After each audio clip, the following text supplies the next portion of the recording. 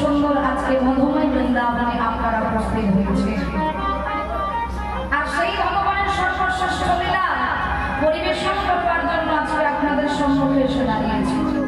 তবে বাবা জানি না কি গাইবে, জানি না কি বলবো। শাস্ত্রে বললেন গুরু কৃপা হি কেবলম, গুরু কৃপা হি কেবলম, গুরু কৃপা হি কেবলম।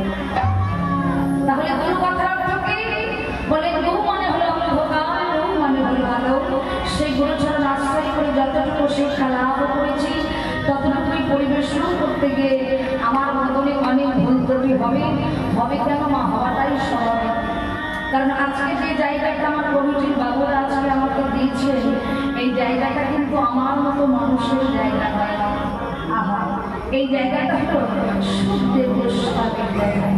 আর আজকে আপনারা যে আসনটা গ্রহণ করেছে, এই আসনটা হলো রাজা পরীক্ষিতের আসন।